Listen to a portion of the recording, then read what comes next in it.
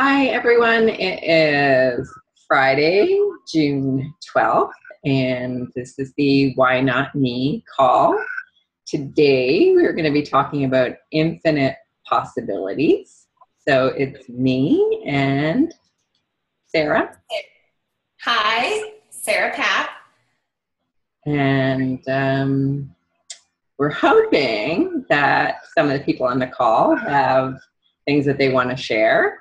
We do, in fact, have one person for sure, another friend of ours who's going to share a story with us, and we think you guys will really enjoy that.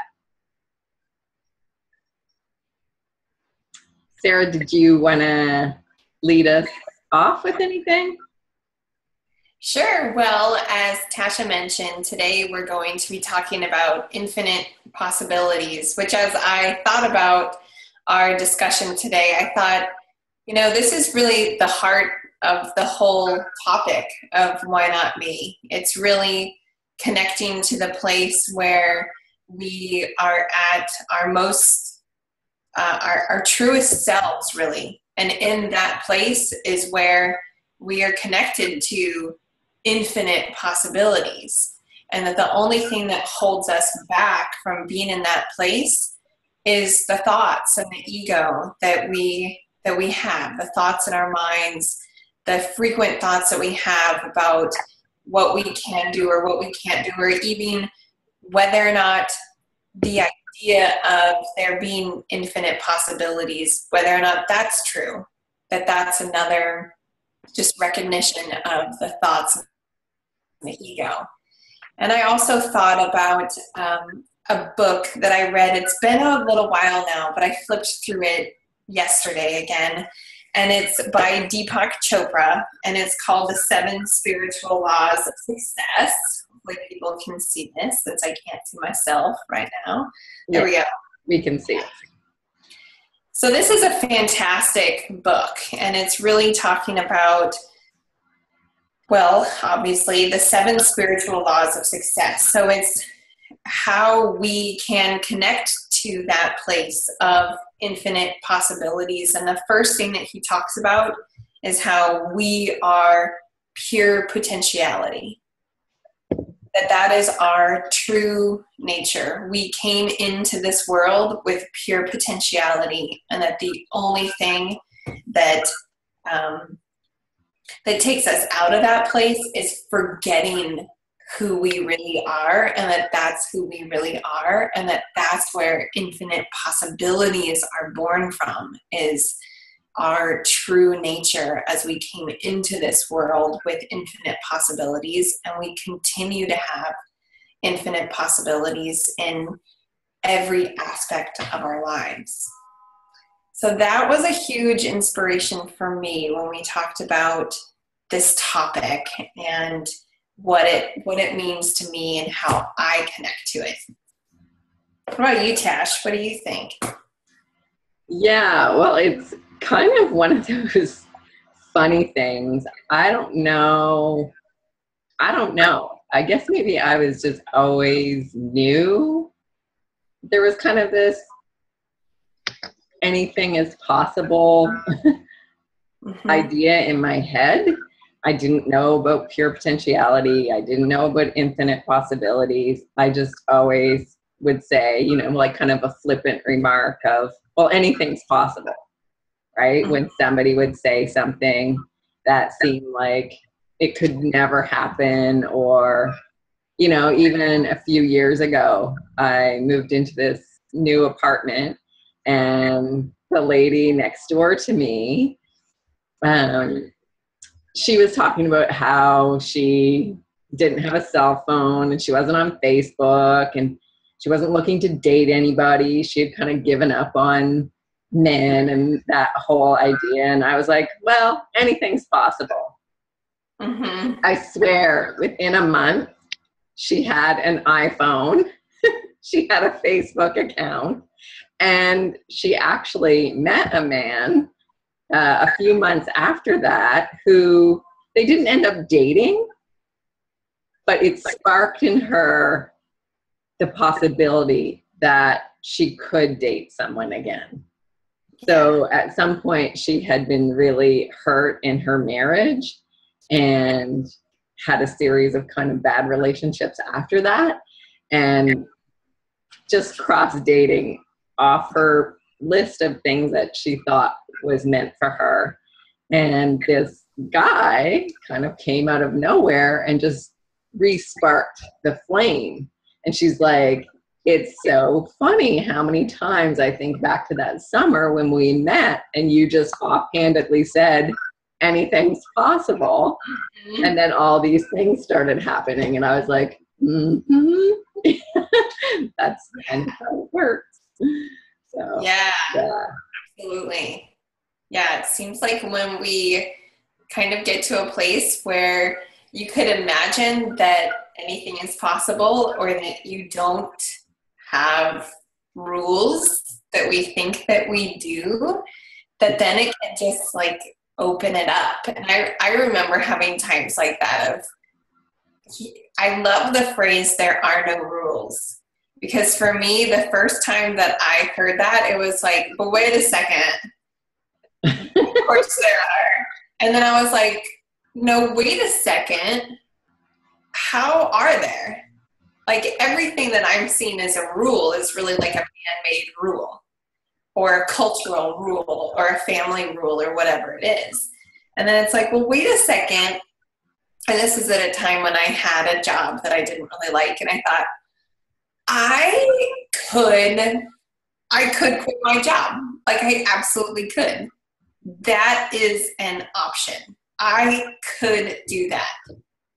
I could even sell all my stuff and, have just enough money to travel everywhere. This was kind of around, trying to remember exactly when this was in terms of like when the Eat, Pray, Love book came out. All right. It was also like right around that time where it's like, I could do that. I could. And that alone was freedom for me, just getting rid of the thoughts around what is possible and what isn't. And to be like, anything really is. It all is.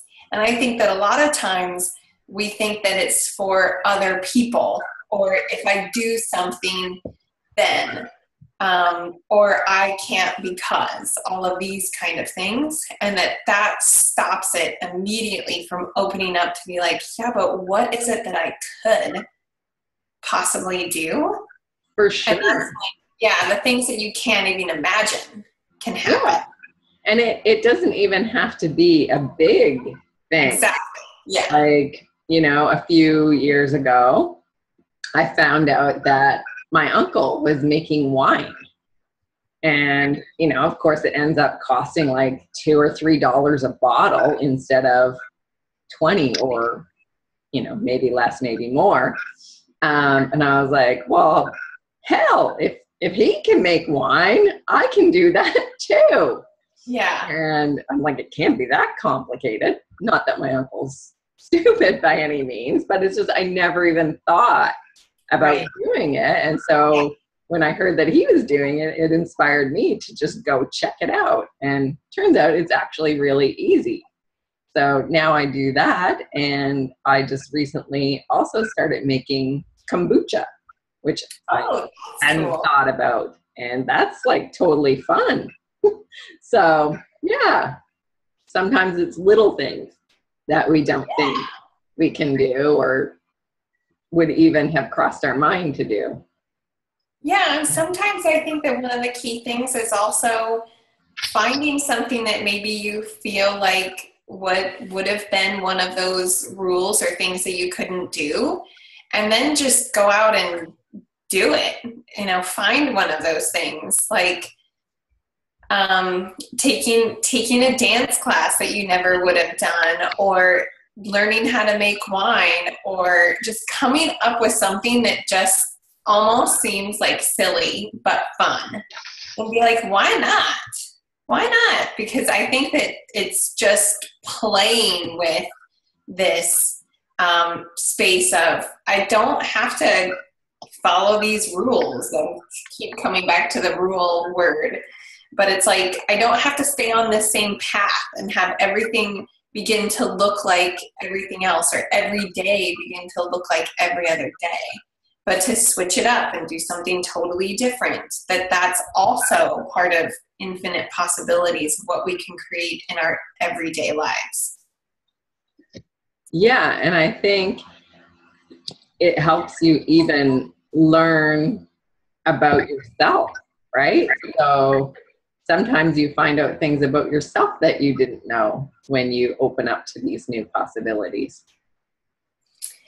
Yeah, and I think the other part of it is where you're putting your attention and what you can create with where you're putting your attention, so that when you start putting your attention into new places and looking at new things that you may want to bring into your life, that also builds momentum for more things that you can bring into your life. Just like if you want to experience more the feeling of exploration or new experiences, for instance, then putting your attention on learning how to make wine or taking a new class or something like that, that's where you're putting your attention. That's the energy that you're then bringing into your life. And then that's how you can start to build it to be like, okay, so then how could explorations then get a little bit bigger, a little bit more fun? What would be the next little thing that I could do that would give me the energy of exploration or new experiences? Or something else, if it's meeting new people and relationships, or if it's building a beautiful home or something like that, just where you're putting your attention can also put you in this place of seeing that there's infinite possibilities, as you mentioned, that doesn't have to be something big and grandiose, but that could be something small that feels beautiful, that feels really aligned with that energy that you want to create, and can show up in infinite ways. Yeah, and I think the other thing that happens, especially when you start with those small things, is that you then gain confidence, right? To go farther and work towards maybe some big thing that you really think isn't possible. But if you start with the little things and see what you can create out of little things, then it gives you more confidence to go after the big things that you also want. Yeah. Mm-hmm. Yeah. And also just the kind of to hell with it. You know? I think that's a big thing too. It's like, to hell with it. I'm just doing it. I may not even feel confident. I may not be ready. It doesn't matter. It's just going to be. Yeah. That's a space that I've been living in a lot recently, of just like, you know what, to hell with it. This is what it's going to be, and it's not perfect, and it's okay.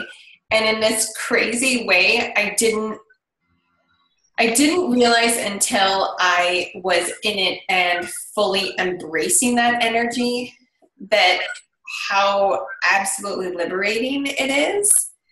And how that to me also has this energy of like, well, why not me? Why can't I have all of these different projects and be okay with where they are at this stage? Because, to hell with it, I'm just going to do it this way.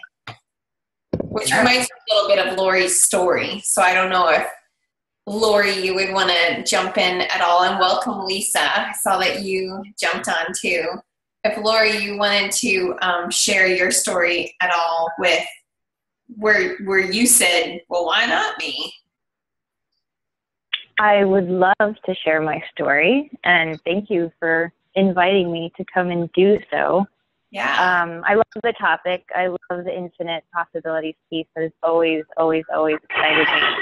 So I just love that you guys are exploring that more. And it's really funny. When I was reflecting, actually I just shared this story with these gals not that long ago. And in reflecting about it even more afterwards, I recognized that, Sarah, that's the day that I met you at the summit that I first saw Coel's demo. So this is back 2012. I was in coach training, January 2012 cohort, and had gone to the summit in March. and met Sarah, and then sat next to Sarah at the demo for Coel's Equus training, or just her Equus work, and was so drawn to it. I mean, talk about a moment when you just knew, and I just knew that this was something, and I definitely knew I wanted to do it, and I was just so excited about how she was able to utilize this course as a partner to help people understand themselves better. I mean, I couldn't think of anything more exciting. And courses had definitely already been part of my life earlier on when I was growing up, but not for a long time really in the interim. So it was just a really, really amazing thing. And so I remember actually that day at lunch, Coel was having a little info table at the area where people were eating. And I went up to her and I was all excited and I was all eager and I'm like, yes, I have to do this. And was chatting with her for a few moments. And basically she told me that she was really looking for people who had already been through coach training and who had some experience. And, you know, basically kind of she was wonderful, but basically what I took from it was down the line, like you can do this down the line. And so I absolutely recall the feeling that I had when I walked away from that table, kind of thinking, down the line. Okay. So basically, maybe in a year or 2 years or whatever, when I get to a certain point, I can come back and do this. And I definitely felt some disappointment. And of course, you know, carried on and things just kind of moved on from there. So flash forward then to July, and I see a posting on Facebook for the Equus application for this next class, and it was ending that day. Same wistful feeling comes back. Think of that conversation with Coel. I'm like, yep, can't do it right now. Okay. And once again, there it goes out of my consciousness. 3 weeks later, I'm on Facebook again, just randomly. And by the way, I'm not really a huge Facebook person, so the fact that I even saw this post was kind of really interesting. And I'm on Facebook this day, 3 weeks later, and I see that the deadline's been extended until that evening, in fact. And I think, okay, this has got to be a sign. I know I'm still in coach training. I haven't even finished it yet. But here it is. Like, this application just reopened. I have got to apply. I'm just going to do it. What the hell kind of thing. And so I ended up staying up all night because I want to say the application was then due again at midnight. Working through it, answering all these questions, totally noting as well that on the application it asks you when you've been to a workshop or worked with an individual, neither of which I had done. I had just seen the demo. But I did end up contacting in that interim period that day a local Equus coach to do a session. So I was on it. I knew what I needed to do. I just didn't have it at that moment. And I finished the application, and it's like 1 a.m. And it was due at midnight. So this is like another round of, great, I didn't do it by midnight. So I go to bed that night. I get up the next morning. I reread the application, and I'm like, I'm sending it anyway. Now it's late. Now not only is it late, but I don't have everything they're asking for. And I'm just, why not me? It was absolutely. And the funny thing about the why not me is that is the last thing I wrote on the application, because it kind of said, is there anything else that you want to share? And exactly what I just mentioned now. I said, well, I know there's a ton of reasons why I shouldn't be sending in this application right now, but there's a really amazing reason why I should. And so why not me? And that was it. And then I got accepted, and it was awesome. So it was amazing. Yeah, I love that story. She shared that with us not long ago, and then we both said, hey, would you come on and share it with everybody? Because it's, to me, the essence of just to hell with it. It's not perfect. I haven't checked all the boxes that they may want, but why not? Why not just move forward? Why couldn't this happen for me? Why not? And then it did. And I have to say it was huge, because I was actually told to my face what the boxes were. And it's very unlike me to go, I was a very, very good rule follower. So to the fact that I felt the pull that strongly too, it just, when certain things you're meant to go that way. Mm-hmm. And it's amazing when you trust it. Yeah. Yeah, it is. So I'm curious if anybody else has any similar stories. That could be anything that's in the heart of this discussion of infinite possibilities, of why not me, or any questions, anything that just feels like it's not connecting with you or not resonating at all.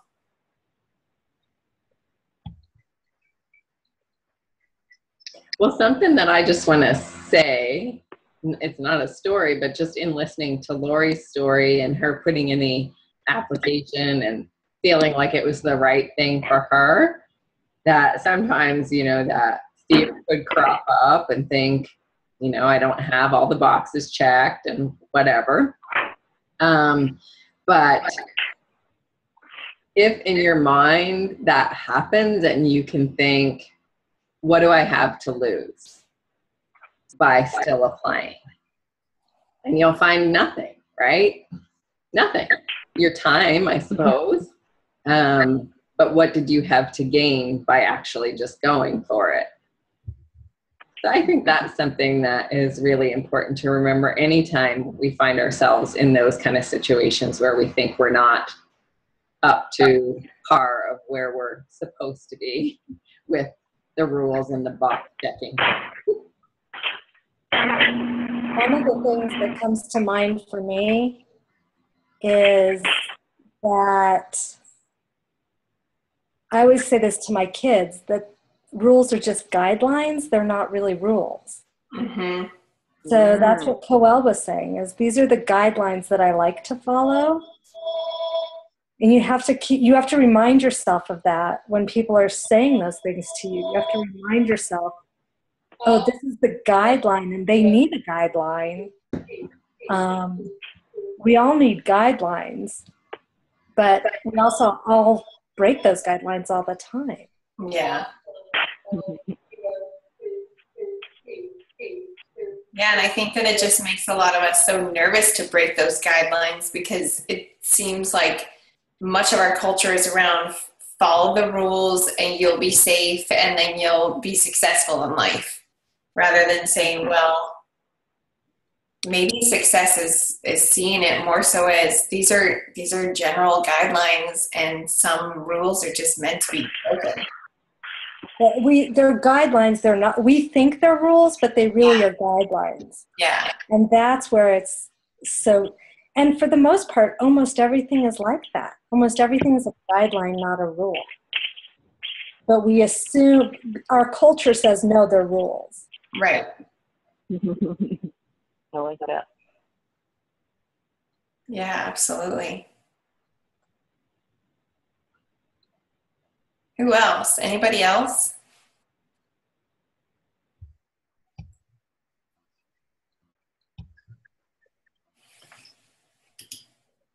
Tasha, are you still there? Yes. Can you hear me? This is Kelly. Hi, Kelly. Can you hear me? Hi. Yes. Yes. Yeah, we can hear you.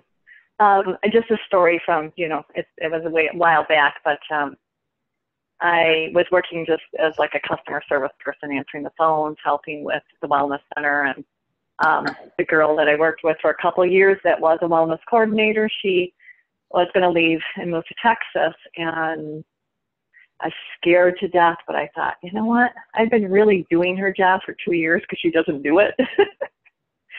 She didn't like it, so I was always learning constantly what she had to do because she didn't like doing it. And so I was doing it anyways, and I thought, well, I'm just going to go tell them that. And it was, the requirement was a 4-year degree, which I didn't have. I had a 2-year degree, associate. And so I went and talked to them, and they were like, well, we'll keep that in mind. We're so glad to know, because we also had new bosses that had just transitioned too, so they didn't really know what was going on in our department. And ended up that within a couple of days, they offered me the position. Scared to death. I was scared to death through the whole thing. Like, can I really do this? Can I really do this? But the boss I had before this new one was, fake it till you make it, Colleen. He was always telling me that. You could do anything. Fake it till you make it. Because he knew I didn't know things. They'd have me go out and do health screenings, and I do blood pressure, take their blood. I mean, I was just this random person that had no training, and they taught me, and I learned how to do it with confidence, I mean, even though I didn't have the confidence, I could fake like I did until it came, and then it came. So, and I'm not saying it was always easy. There were times definitely that I probably could have used a 4-year degree, but I also could learn on the spot too. So, absolutely. Yeah. So that's my story. I love that. It's always makes me think of Richard Branson, because he always says, start before you're ready. So if you think you want a job and you don't really have the skills, or you don't actually, have all the things that they need, he just says, apply, and if you get it, then figure it out after the fact. That's awesome. Yeah, exactly. And had I not had a boss that was like that, I don't know if I would have been more afraid, because he made me less afraid. He was my boss and he was telling me that, Yeah. It was pretty incredible. Yeah, because he had confidence in me, and he liked everything else about me, but knew that I was trainable, I guess, so it's like, okay. We'd rather have you than someone with a 4-year degree that doesn't have your personality. Yes. So, yeah. So it was good lesson for me. Yeah, and again, the 4-year degree is just a guideline. Yeah, I love that when you said that guideline. I was over it. Like, I gotta post that one large, because I am such a rule follower most of the time. That I gotta remember there's just guidelines. Just guidelines. Yeah, and I mean, sometimes things you can check off all the boxes. So say, even I had friends who were looking for a house, and they had, all these requirements of what they wanted in a house, and they looked at this particular house, and it was a great house. They checked off all the boxes on their sheet of requirements, but they just felt off about it. Now, they ended up buying the house because they were looking for a house and they needed to move, and they had to find a place. And they only lived there for a couple months because they really just couldn't stand the energy in there, even though it met all their requirements. So having all the necessary things doesn't necessarily mean it's a right fit. So, right. And again, breaking the rules. What's that? The guidelines. Again, breaking the rules and the guidelines. Yep. Exactly. And going with your gut, what it's telling you. Yeah. Yeah. Yeah. Just like Lori did when she applied for that training that supposedly she didn't meet the requirements for. Right. Mm-hmm. Huh. So it looks like Melissa also has a story. If you want to share what's on your mind. Sure. Thanks. Yeah, I guess my story is I'm a mom of 4 children, and up until about 9 years ago, I was happy, just raising my kids, living in my little world, my box, and hanging out with my friends and family. And as life has it, thrown a curveball and just kind of life-changing experience happened for me. So up to that point, I had no desire to travel at all. I was terrified of flying.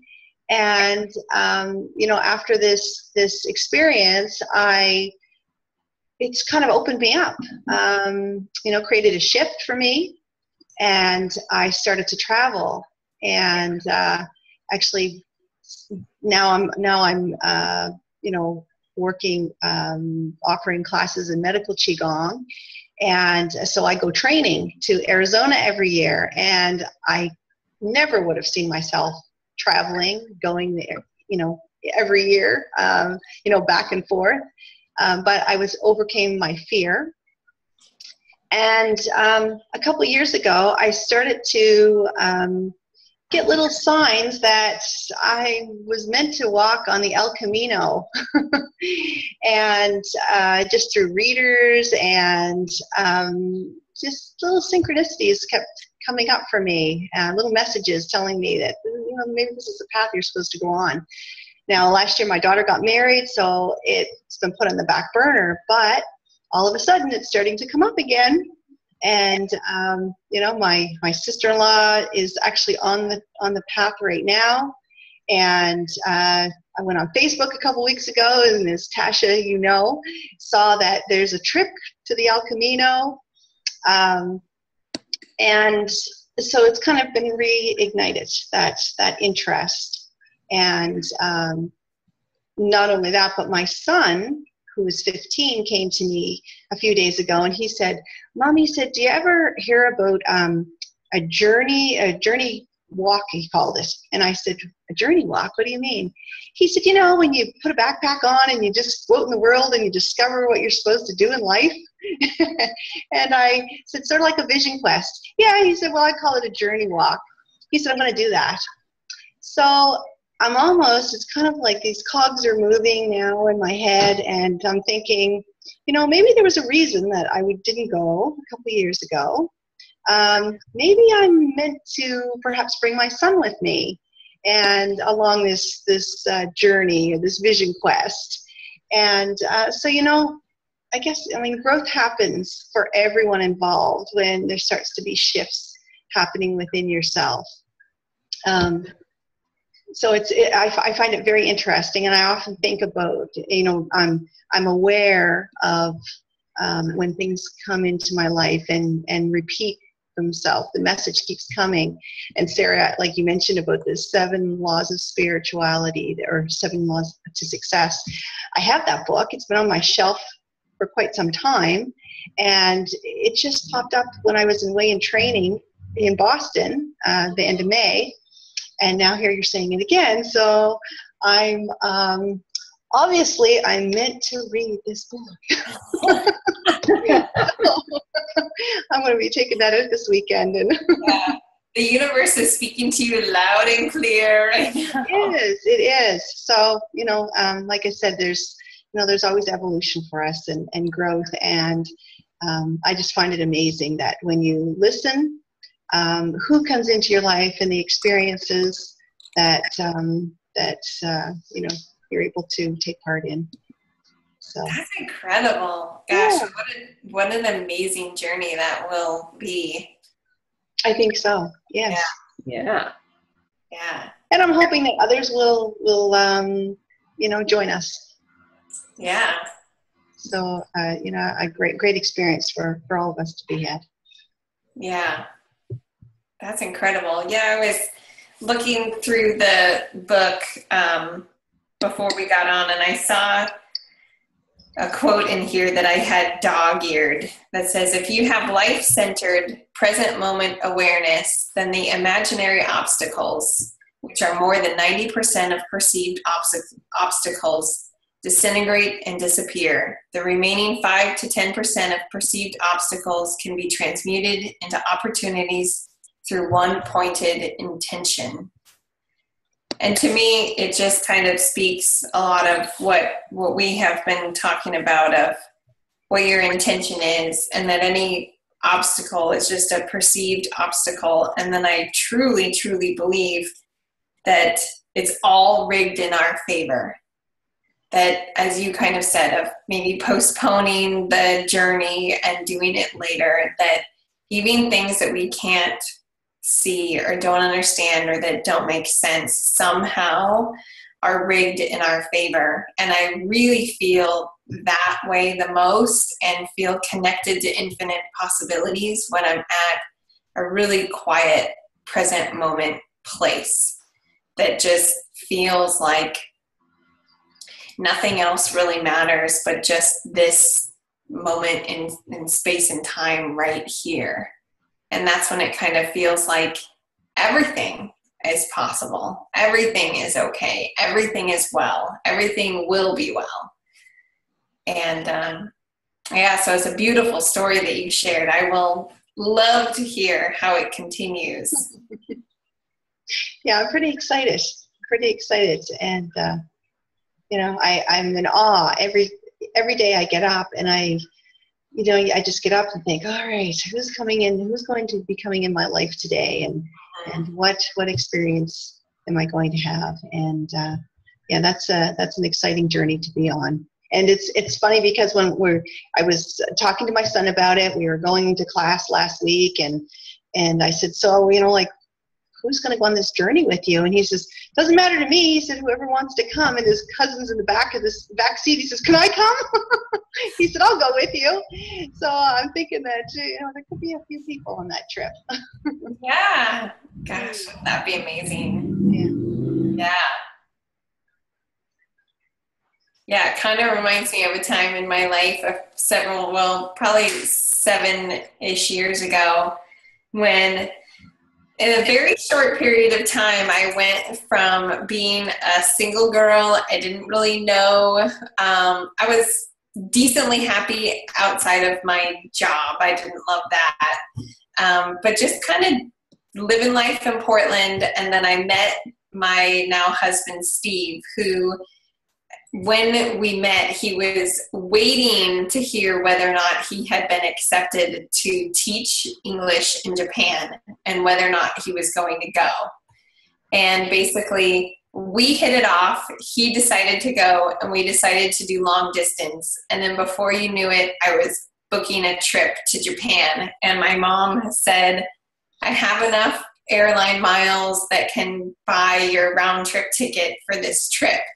And then the second go around, a few months later after that, I went to Japan again. And both times I ended up going for 3 weeks. And just to give you a little idea there, my job was not super flexible, and I was given, I think, 10 days of vacation for an entire year. I don't remember exactly, but I basically negotiated with them to work remotely, to use all my vacation. And then the second time I was like, it's going to be really good on your budget if you just don't pay me for 3 weeks. And they said, okay, you can go.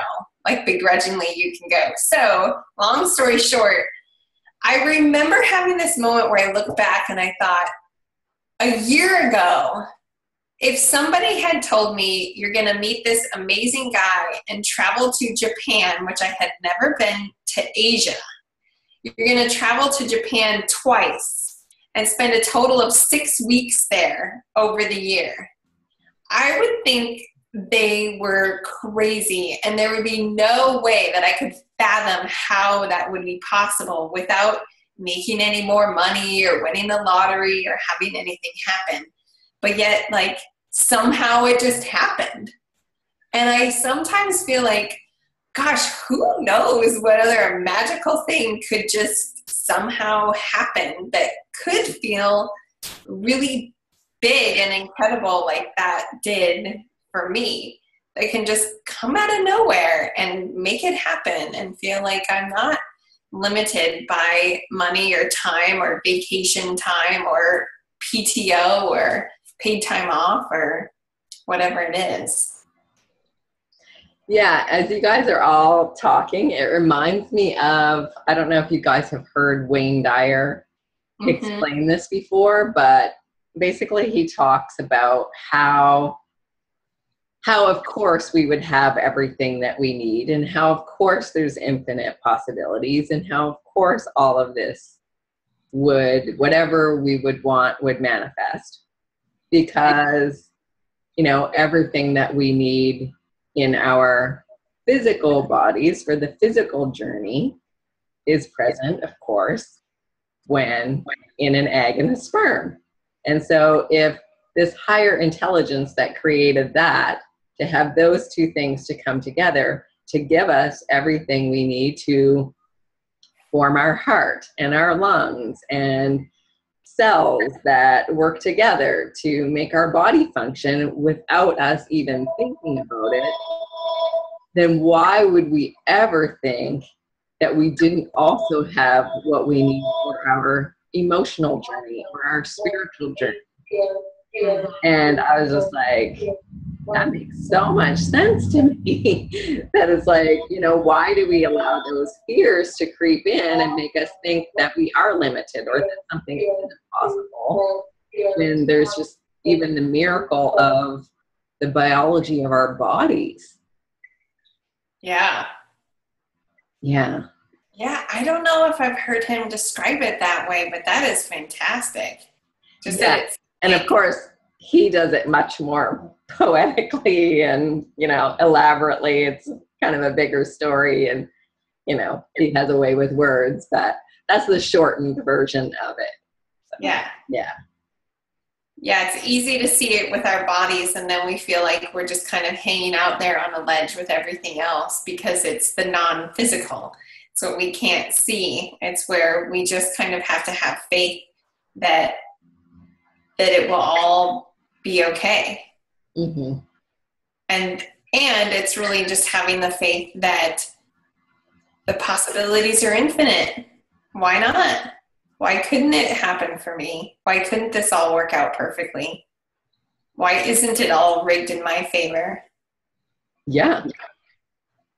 And even in that, seeing the things that happen that we maybe don't want to happen, seeing that those are also part of the infinite possibilities.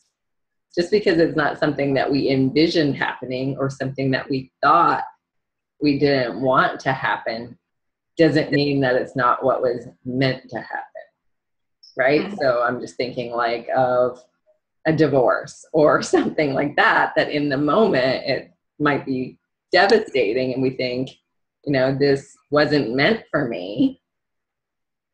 But later down the road, we realize it was. And there's a huge gift in all of that too, the things that, you know, we didn't see happening in the moment. Mm-hmm. Yeah, I relate to that. Yeah.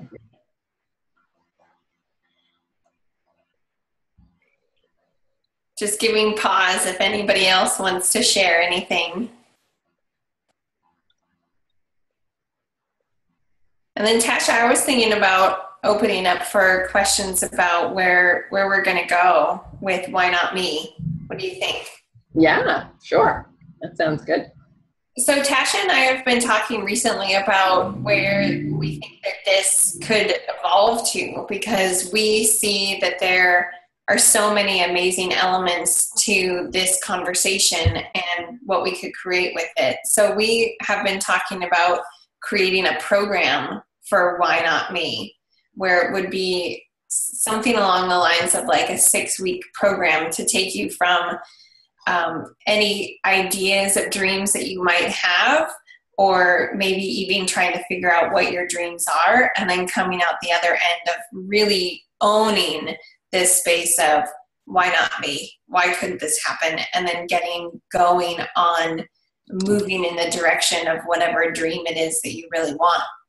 So we thought that it would be great to learn from you guys just some of your thoughts on what you would want to learn if this were a program, or what you feel like even other people, because you guys are also wise in your own fields, where you think other people could really benefit from this topic.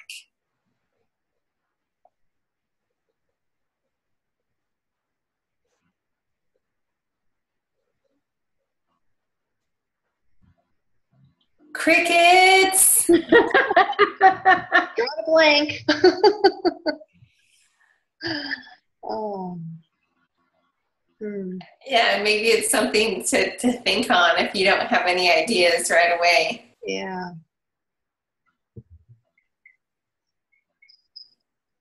Or another question might be, what do you like about Why Not Me?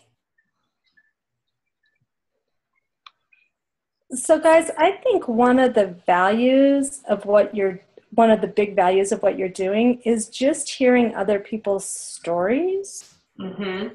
Is that feeling of, oh, somebody else did this or they did that. And so you might feel limited, even though everybody here has stories about where they went with why not me, you might feel limited in other places in your life. And so if it's depending on what your story is, you know, it's like, oh, okay, I can do this here. How do I use it in another part of my life? Mm-hmm. Yeah. So how do I take it from how I used it in this area to this other area where I feel stuck? Mm-hmm. Where I'm not sure how to move forward with, you know, where I am following all those rules rather than seeing them as guidelines. It's like, oh, how do I use this in another place in my life? Yeah, that's great.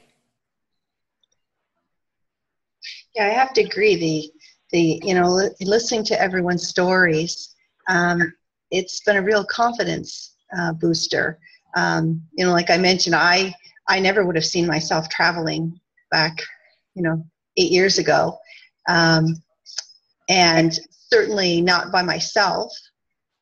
And you know, a couple of years ago, I actually went to Kauai, and I took my 2 boys and off with a friend who had her 2 boys with her, and you know, so there was always that security blanket. I always had a security blanket, but on the way home, I had to come back with my boys by myself because my friend was staying longer, and I remember being a little nervous about the whole situation, but how I guess confident is the word. You know, I just felt so empowered when I came home, and I thought, wow, I did this. I took my boys. You know, I was able to, you know, show them that this is what their mom's doing now. And you know, as I mentioned, I travel to Arizona each year, but I'm always with somebody. I'm always, you know, sharing the travel expenses and the experience. And but this time, I have to go by myself. And Tasha, you have been an inspiration. You really have. You know, I look at and I listen to your stories, and I look at where you've been, and I think, well, she did it. You know, she's been off traveling to Nepal and you know, all these different places, and I thought, well, if she can do it, so can I. So, you know, and it's sitting down and you know, making your plan. And, you know, the first thing is like tourism, you know, get my maps, and I can do this. Why not me? And being that light for others to, you know, and I do hear it from other women that, you know, in my life, and they say, you know, like, wow, you know, you're out there and you're doing it. You're exploring the world, and, you know, not staying just within that, you know, little cocoon that I had created, you know, years ago, but expanding. So it's a big confidence booster when you hear other women and what they're doing with their lives, and you know, because sometimes you know, I know for myself, you know, I come across people, and you know, and sometimes, you know, the education that they may have, you know, the degrees, and it kind of makes you, myself, feel a little not, I guess a little less than who I want to be. But, you know, the more I put myself out there, I realize that I have a gift to share, and I'm knowledgeable, and I know what my you know, information and know what I have to share with others, and you know, same as everyone else does. So why not me? Absolutely. Mm. Yeah. And sometimes our education, if you will, does not come from an institution, right? It's that life experience that is often the biggest teacher we're ever going to have. My mom always said that. And of course, when I was younger, I didn't understand. You know, she would say, life is a teacher, And I'd just be like, oh, here we go. But it's true. Life is a teacher. Right. Yeah, I've heard that subject come up with a lot of women recently, that seems like this judgment about how much formal education we have, and it goes in both directions. I was just talking with a woman who was saying that she was in a PhD program and she was so miserable that she dropped out, but then she felt like she had all of this education, so she had to then really do something with it, that if she didn't, that it would feel like then she was a failure. So it was like she was blocking herself in the same way that I've heard women block themselves in because they don't have a 4-year degree or something. Mm. But it seems like we're so judgmental on ourselves by how much formal education we may have, and then what we're making that mean for our worthiness in whatever it is that we're doing on both ends of things. So I think that that's just a really interesting piece that you brought up, because it seems like I've been hearing a lot of women talk about that recently and how that affects their confidence. Yeah, and actually, I was invited to do a workshop at the School of Acupuncture in the city close by here, and I kind of, that same thing, the confidence. It's like, oh my God, these individuals are going to be doctors, and I started to feel a little less than what I wanted to, and then I said to myself, you know what? Yes, they know a lot about acupuncture. They're in school to learn that, and they will be their doctor in alternative medicine. But I know my, know all about Qigong and what I am able to share with others. And, I went in there, and it was a very comfortable feeling, and I left feeling really good about the experience. And I heard a lot of great comments afterwards from the individual who had invited me to go. So, and it's all about the mindset and the belief that you place on yourself. And when you let that go, just to allow yourself to be in that space, and your confidence grows. Mm-hmm. Mm. Yeah. And there was another piece that I wanted to add to, just in answer or in response to the question that you posed about going forward, because in previous work that I've done, so I used to work for a university where I took care of graduate school applications. And I will say there are some rules in this life that if you didn't get that application by 2, I mailed it back because that's the way the school worked, right? There's 8 spots and 400 people applying. And sometimes you don't make the quote unquote, whatever, we can call it a guideline, we can call it a rule, it doesn't matter. But that there's a resilience in figuring out then what's the next part of why not me? Not letting that stop you. That sometimes there are going to be things that they will come back and say no, right? But that there's an ongoing conversation too, that doesn't mean you stop. Or that's a really important part of the conversation, because we'll hit those things. They exist, Yeah. Yeah, and I think one of my favorite things is if you go on YouTube and you Google or you YouTube the famous failures video, and it talks about all the people who failed and the number of times they got rejected and the number of times they kept going. One no is definitely not a big deal.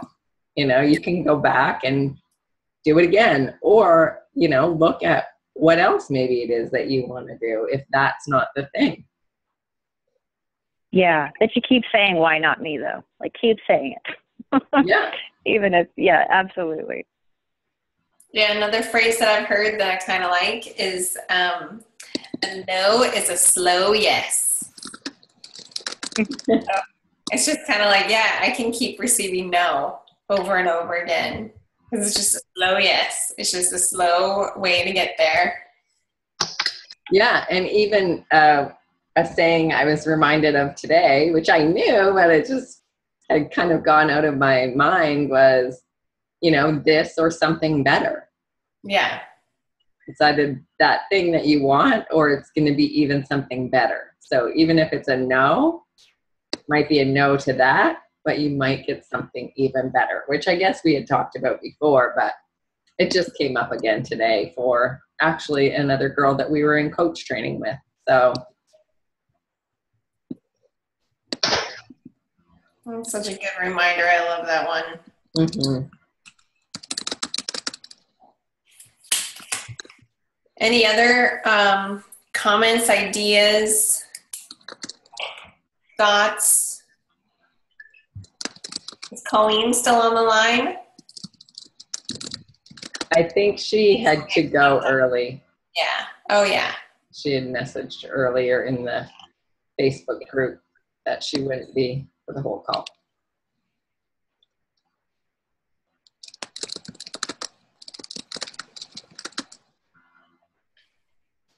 Well, I've actually got to jump off too, but I wanted to say thank you again for having me today. Yeah, thank you so much, Lori. I loved your story and your presence and everything that you brought to the call today. It was great having you. Yes, thank you so much, Lori. Yeah, you bet. I love it. I love what you guys are doing. It's fantastic. Great. Thank you. Thank you. We Bye, will talk everybody. to you soon. Bye. Bye, guys. Bye. Well, I think that what we'll do at this point is if you have any further questions or ideas, you can email me or Tasha. And then right now we will plan on having our next Why Not Me call the second Friday in July, unless you hear something otherwise. But we would always love to hear from you, and always love to hear also any stories that you have about Why Not Me, or stories of infinite possibilities, because as we've heard, so much of the power is behind the stories that we're all sharing. Yeah, and I think when people share their stories of what's happened for them, then it just even broadens more that idea of what is possible, like so many of us said today, like if she can do it, so can I, or if he can do it, so can I. Yeah. And I think that's a way that we can all lift each other up. Yeah. Yeah. Great. Well, thank you all for joining us and your participation and stories. I loved every minute of it. So until next time, thanks, guys. Thanks, everyone. We'll talk to you soon. Hey. Bye. Bye.